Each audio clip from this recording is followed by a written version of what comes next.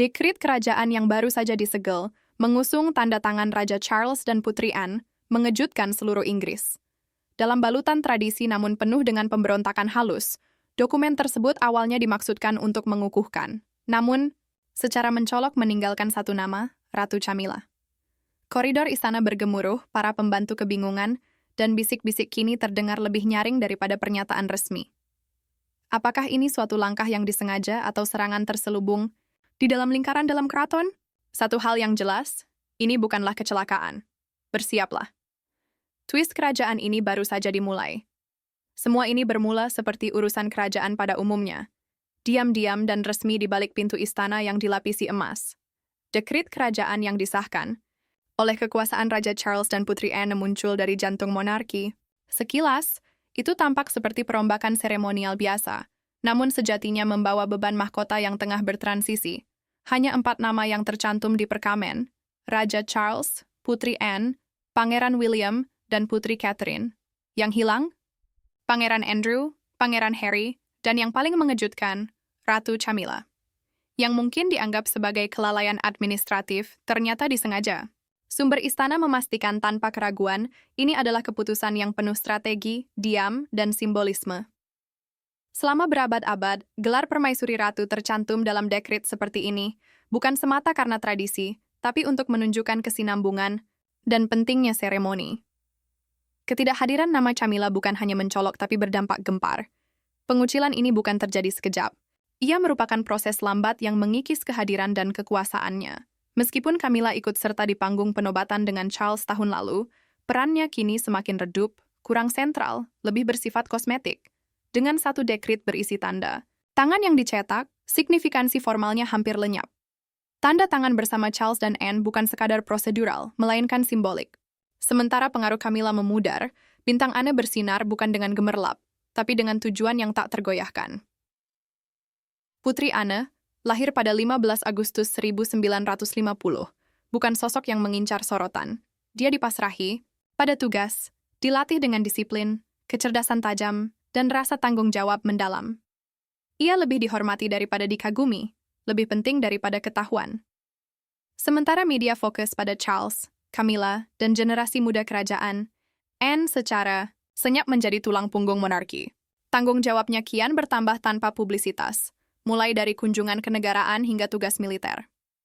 Dia melaksanakan semua ini tanpa pesona, melainkan dengan komitmen. Sebagai jembatan antara tradisi dan modernitas, Anne menjadi andalan ketika keputusan sulit dibutuhkan, bukan kenyamanan. Kesetiaannya tidak berteriak, tapi tak tergoyahkan. Ketika saatnya tiba untuk menyusun ulang struktur kerajaan dalam menanggapi kecaman publik dan perubahan pandangan global, Anne berperan penting dalam memetakan jalan. Dekrit ini bukan sekadar pengurangan, melainkan pengalihan kekuasaan. Nama lebih sedikit, peran lebih tegas, pesan lebih jelas. Pesona digantikan oleh kredibilitas, status seremonial disubstitusi oleh kekuatan operasional. Camilla, yang sebelumnya menjadi sosok stabil, pribadi bagi Charles, kini tampak kurang sejalan dengan visi monarki ke depan. Upayanya menggantikan jejak Ratu Elizabeth Turkwood tulus, tapi menurut sejumlah sumber di istana, kurang konsisten dengan warisan tanpa skandal. Di mana Camilla menawarkan kehangatan, Anne memberikan strategi. Dalam monarki yang terdesak modernisasi, kehangatan menjadi kemewahan yang sulit dipertahankan. Perbedaan ini semakin kentara. Anne, meski sering diam di depan publik, memberikan peringatan tegas di balik layar. Dia memperingatkan bahwa memaksa Camilla terlalu menonjol bisa mengasingkan staf setia dan merusak kepercayaan publik. Gelaran Ratu Permaisuri yang dipilih dengan hati-hati oleh mendiang Ratu Elizabeth sendiri, bukan sekadar formalitas. Bagi Anne itu adalah batas yang harus dijaga. Penghilangan nama Camilla dalam dekrit terbaru bukan hanya masalah dokumen. Ini adalah babak akhir yang tenang dan awal yang halus dari era baru. Nama Camilla tiba-tiba hilang begitu saja dari sebuah dekrit, kerajaan yang menentukan masa depan monarki. Penghilangan ini bukanlah kesalahan administrasi, melainkan keputusan yang disengaja dan penuh perhitungan. Gelarnya sengaja tidak dicantumkan dalam dokumen yang kini memegang bobot penting dalam masa transisi kerajaan. Pesan yang disampaikan tidak bersuara keras tapi sangat jelas terdengar. Hanya ada 4 nama yang tercantum, Charles, Anne, William, dan Catherine. Mereka adalah pilar-pilar yang kini menopang mahkota, Tanpa ada debat publik di balik pintu istana, keputusan akhir disusun dengan tegas, penuh perhitungan, dan tanpa kompromi. Camilla sebenarnya sudah merasakan perubahan ini jauh sebelum namanya dihilangkan. Beberapa bulan sebelumnya, dia tampil dengan energi baru, lebih sering tampil di depan publik, mengambil peran dalam berbagai kegiatan resmi, menjadi wajah modern di samping sang raja.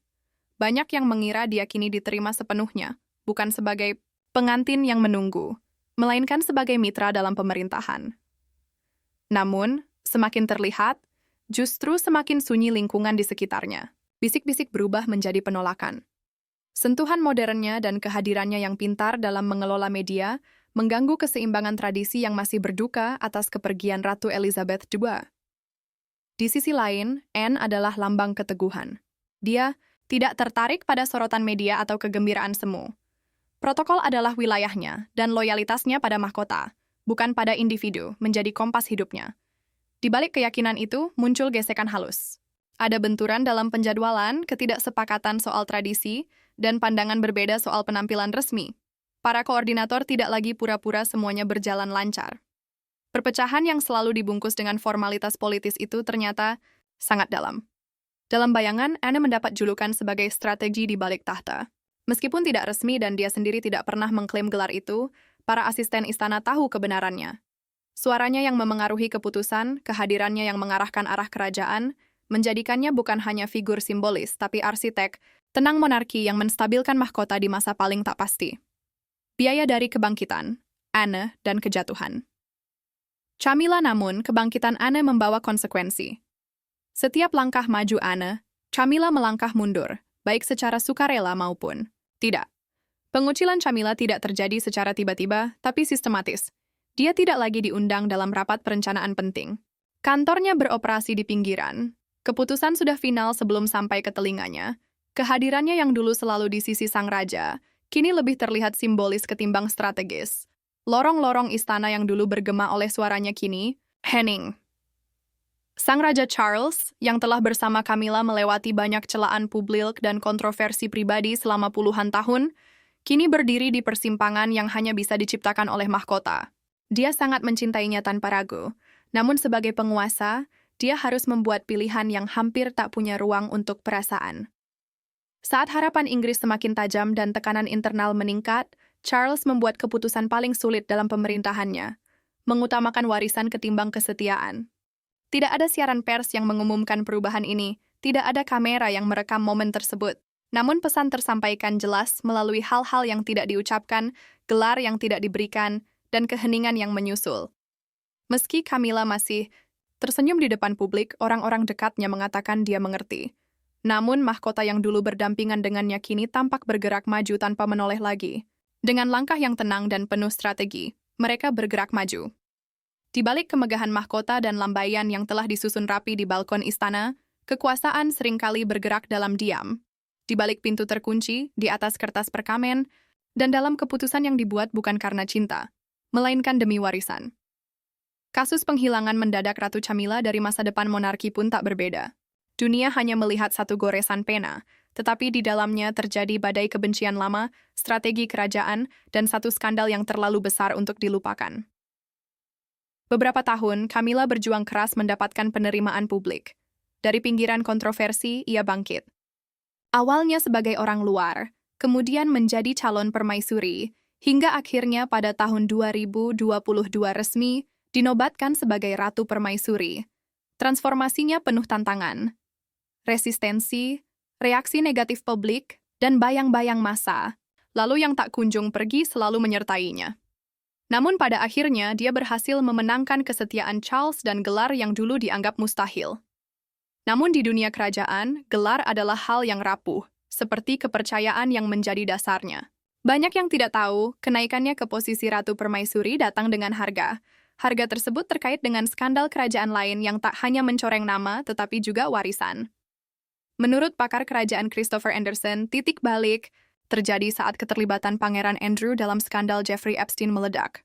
Untuk mengendalikan kerusakan, Ratu Elizabeth II secara diam-diam membayar penyelesaian pribadi dari dana pribadinya, dana yang seharusnya menjadi milik Charles di masa depan.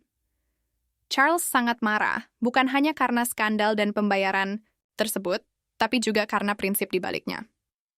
Saat itu, ketegangan antara ibu dan anak berubah menjadi negosiasi atas warisan.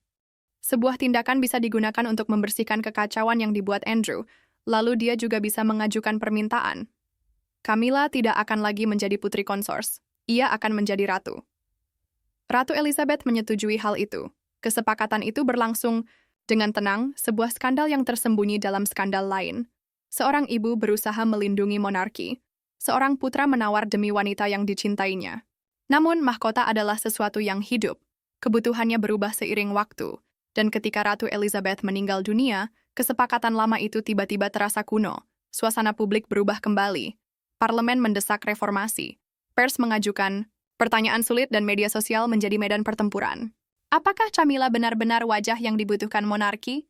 Di dalam istana, Putri Anne sudah mengambil keputusan.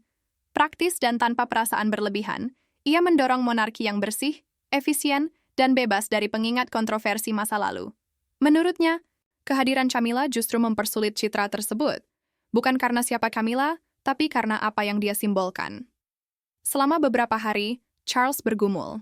Ia membaca ulang draft dekret kerajaan yang mencantumkan anggota inti kerajaan yang akan mewakili mahkota. Nama Camilla berada di area abu-abu, tidak pernah dihapus maupun dipastikan. Staf menggambarkan Charles gelisah, terbelah antara cinta dan warisan. Namun, Anne tak gentar. Monarki harus dihormati, katanya. Bukan dikenang karena kesalahan. Keputusan itu akhirnya dibuat tanpa pernyataan resmi, tanpa pengumuman, hanya satu tanda tangan. Dengan itu, nama Camilla diam-diam dihapus dari dokumen yang menentukan masa depan mahkota. Gelarnya tetap, tapi kehadirannya tidak. Saat kebocoran itu sampai ke pers, kekacauan pun terjadi. Bukan ratu lagi! Judul-judul berita berteriak, Camilla menjadi pusat badai yang tak diduganya. Satu kubu memuji hal ini sebagai keadilan bagi Diana dan tradisi, sementara kubu lain menyebutnya kejam, sebuah pengkhianatan terhadap seorang wanita yang telah membayar segala harga untuk tempat di meja kerajaan, namun diabaikan secara diam-diam. Survei menunjukkan bangsa yang terpecah. Namun satu hal jelas, kekuasaan tidak selalu menggelegar, kadang hanya berbisik. Dalam bisikan itu, seorang ratu menghilang, sebuah keheningan kerajaan yang menggema ke seluruh dunia. Ketika tinta di dekret, yang mendorong Camilla ke pinggir kering, reaksi justru sangat gaduh. Miers, dari jalan-jalan Paris hingga ruang redaksi New York, keputusan itu memicu gelombang spekulasi global. Bukan hanya soal peran seorang ratu konsors, tapi juga masa depan keluarga kerajaan itu sendiri. Jika Charles, yang dulu menentang tradisi, demi Camilla, kini tak bisa melindunginya, apa arti diam itu sebenarnya? Apakah ini langkah strategis untuk menjaga citra mahkota? Atau justru retakan pertama dalam hubungan yang kini tertekan? Para komentator internasional mengurai setiap sisi, bertanya apakah Camilla akan mundur dari publik atau menegakkan keberadaannya. Dalam media gosip, nama Camilla dikaitkan dengan para wanita kerajaan yang dulu dekat dengan kekuasaan, tapi kemudian jatuh. Sarah Ferguson, Putri Diana, dan Meghan Markle. Mereka pernah melambangkan harapan atau skandal, sekarang dikenang karena seberapa cepat mereka diasingkan. Akankah Camilla mengikuti jejak itu? Dalam konteks itu, penghapusannya dari dokumen tidak lagi terasa seperti revisi diam-diam. Itu terasa seperti pengasingan. Namun di balik hiruk-pikuk berita dan obrolan talk show, kecemasan yang lebih dalam mulai merebak. Jika seorang ratu konsors, yang pernah disahkan oleh mendiang Ratu Elizabeth dan mahkota itu sendiri, bisa dihapus begitu saja, maka tidak ada gelar yang benar-benar aman. Monarki, dengan mengungkap kekejamannya, menunjukkan seberapa jauh mereka bisa bertahan. Ini bukan hanya soal satu nama yang dihapus. Ini adalah peringatan. Istana sudah menunjukkan niatnya, memberi sinyal bahwa perubahan besar mungkin segera terjadi. Publik menunggu bukan hanya langkah selanjutnya dari Camilla, tapi juga apa yang akan muncul dari balik pintu istana berlapis emas itu. Namun pesan sebenarnya bukan dalam bisikan, melainkan tercetak dalam tinta kerajaan. Dengan nama Camilla dihapus dari dekret, monarki secara diam-diam menegaskan cetak biru barunya. Masa depan dikuasai oleh hanya 4 tokoh. Raja Charles, Putri Anne, Pangeran William, dan Putri Catherine. Tidak lagi sebuah jaringan luas tugas dan kerabat jauh. Mahkota telah memindahkan pusat gravitasinya. Ini bukan lagi monarki masa lalu. Ini mesin yang diperhitungkan dengan strategi, citra, dan kelangsungan hidup. Di balik tembok istana, inti baru yang terdiri dari 4 tokoh ini sedang menggambar Ulang garis-garis kuno dengan ketelitian. Visi lama Charles akan monarki yang ramping, yang dulu dianggap radikal, kini mulai terwujud. Setiap kegiatan penting, dari kunjungan luar negeri hingga upacara nasional, kini dikonsolidasikan dalam lingkaran elit ini. Ini bukan hukuman, ini perlindungan. Di era di mana simbolisme diawasi ketat, dan setiap salam kerajaan bisa memicu ribuan berita, memangkas keluarga kerajaan bukan soal mengucilkan, tapi menjaga kelangsungan. Saat Camilla perlahan mengurangi peran yang dulu menjadi identitasnya, tugas-tugas itu tidak dibiarkan kosong.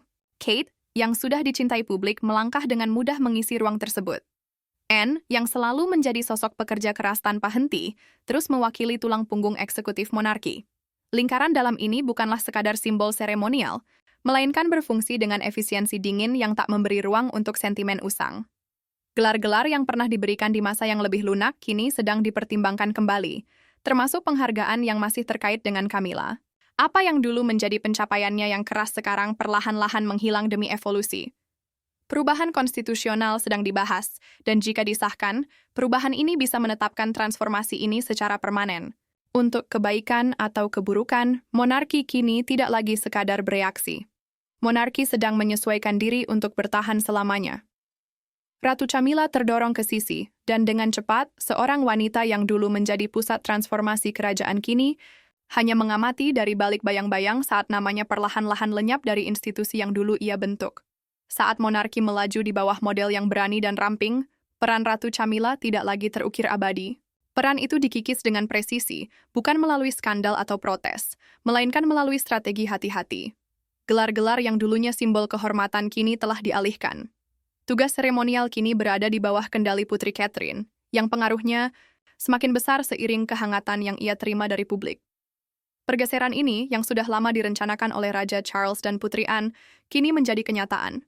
Di balik dinding istana, monarki sedang merombak dirinya menjadi lebih ramping, tajam dan siap bertahan menghadapi tuntutan zaman skeptis ini.